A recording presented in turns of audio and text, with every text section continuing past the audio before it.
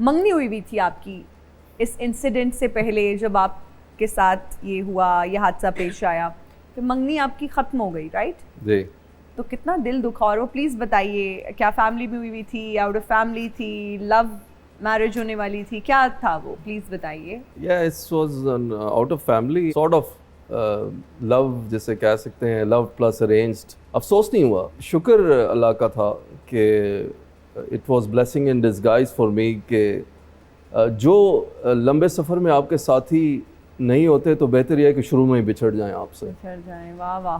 तो ज़रूरी है कि वो साथी आपके साथ हों जो उस सफ़र में आपके हर कठिन मरहले को आपके साथ जी के गुजारें और निभा सकें, और उससे बेहतर है कि आप अकेले ही रहें। तो still I am solo but I am happy. You are happy. So did you ever talk to her? कभी बात होती है आपकी उनसे? ये तो जब हमारी फीचर फिल्म एक प्लान चल रहा है और उसकी तैयारी हो रही है, इंशाल्लाह आने वाले दिनों में जो मेरी लाइफ स्टोरी पे होगी जी, तो उसके अंदर फिर आप देखेंगी कि क्या हुआ एंड में। अच्छा, आप बुक्स भी लेकर आए हैं। Thank you so much for bringing these books for us. जी। और ये आपकी बुक्स भी मैं दिखाना चाहूंगी, the journey from sight to vision. This is your personal story. This is my biography, my memoir. Life में जितने मैंने फेयर्स अपनी लाइफ के फेस किए, उनको ओवरकम किया और कैसे मैंने अपनी ड्रीम को परस्यू किया, वो सब कुछ इसमें मौजूद है। और इट्स इंस्पिरेशनल मोटिवेशनल बुक कि मैंने खुद इसका लफ्ज़ बलफ्ज़ लिखा और अपनी हर एक्सपीरियंस को इसमें डाला, इसमें शेयर किया। Then the next book is G man. This is about global warming, guys. ये बड़ा इंटरेस्टिंग इसका टाइटल है। This is green man. ये एक सुपर हीरो मैंने क्रिएट किया है, नॉवल है ये बेसिकली। सुपर हीरो जी मैन बनाया है जो बेसिकली ग्लोबल वार्मिंग के बेसिकली अवेयरनेस की कॉन्टेक्स्ट में बनाया है। और इसमें सुपर हीरो है ग्रीन मैन जिसका दुश्मन है पोलिलियो। वो पोल्यूशन से निकला है। पोल्यूशन से निकला, वो एक बिजनेसमैन है। दोनों का मिशन, एक का मिशन है दुनिया में ग्रीनरी फैलाना, एक का मिशन है पोल्यूशन फैलाना। तो ये अब आप थोड़ा सा बैलेंस देख रही होंगी कि दोनों गैंग मेंबर्स फाइट कर रहे हैं, एक अर्थ को बचा रहा है, एक अर्थ को डिस्ट्रॉय कर रहा है। तो बेसिकली एक awareness kind of a super hero बनाया। एनवायरमेंटलिस्ट एज वेल, तो आपने ये बुक लिखी और ये बड़ी जबरदस्त बुक है। And then the next book is the art of decision intelligence. What is it about? This is all about your personal development. Okay. आप अपनी लाइफ में बहुत सारे डिसीजन लेती हैं, सुबह उठती हैं से लेकर नाश्ते तक, क्या खाना है क्या नहीं खाना, ऑफिस किस टाइम पे जाना है जी, और एंड पे आपने क्या दिन के अचीव किया। और द फोर्थ बुक जो अभी लास्ट वीक पब्लिश हुई है, war of creations, the genesis revolt, ये मैंने एआई पे लिखी है क्योंकि आजकल एआई का ज़माना है कि 50 ये नावल लिखा है again. It is publish on Amazon again, all of them.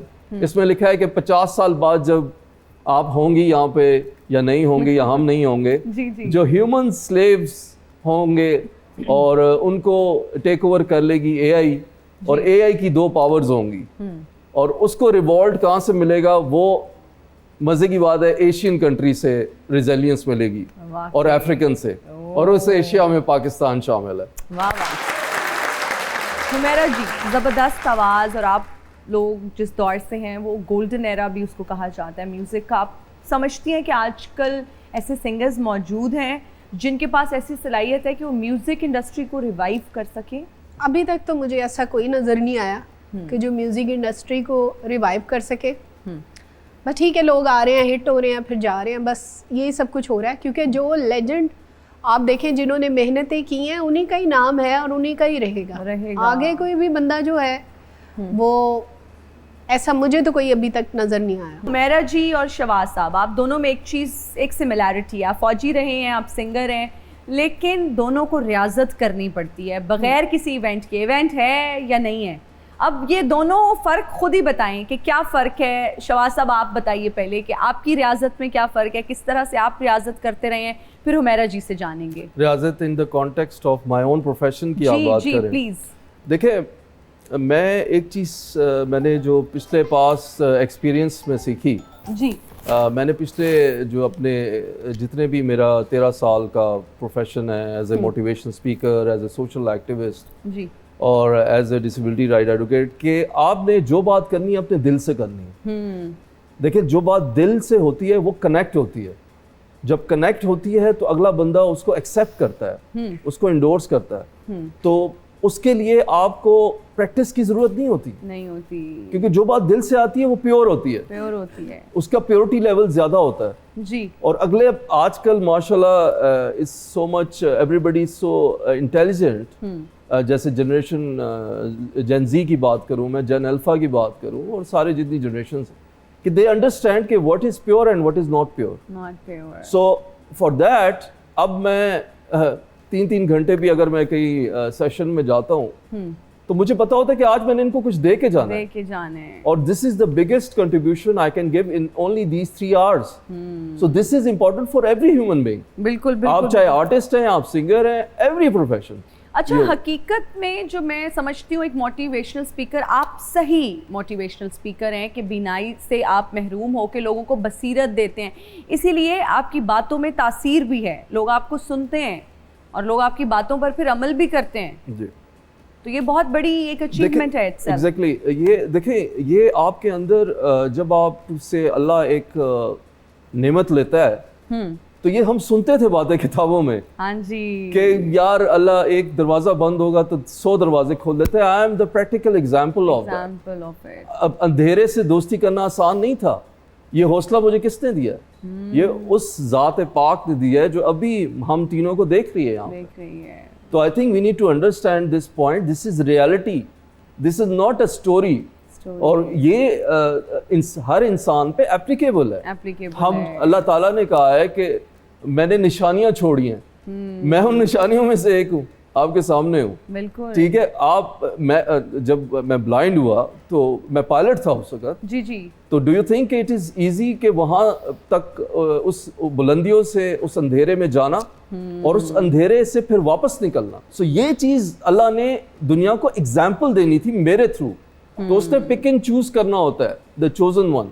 बिल्कुल, this is important, you have to understand. I understood, Allah ने मेरे दिल में ठहराव लाया कि I am the chosen one. मैं वो चीज़ें नहीं अचीव कर सकता जो मैंने अपने लिए सोची हुई थी, मेरे लिए अल्लाह ने उससे बड़ी चीज़ें सोची है, तो वो अब मैं कर रहा हूँ। I am so happy. Humaira ji, रियाजत कितनी ज़रूरी है प्रोफेशन में? आपने जैसा पहले भी बताया कि आवाज़ को जवान रखने में भी इसका बड़ा एक इम्पॉर्टेंट रोल है। कितने घंटे रियाजत करती हैं आप? अच्छा, देखिए, घंटे मैटर नहीं करते कि आप कितने घंटे करते हैं, मैटर ये करता है, जैसे सर ने अभी कहा कि मतलब मैटर ये करता है कि आपके दिल से कोई चीज़ हो। और मैं समझती हूँ कि जो भी बंदा, जैसे मैंने पहले भी कहा, मैं अब भी कह रही हूँ कि आप कोई भी काम करते हैं, ये वैसे भी मेरा जनरल मैसेज है, सारी ख़वातीन के लिए भी है, बंदों के लिए भी है, कि जो काम अल्लाह ने आपको दिया है और खुदा ने उसमें आपको नाम भी दे दिया है,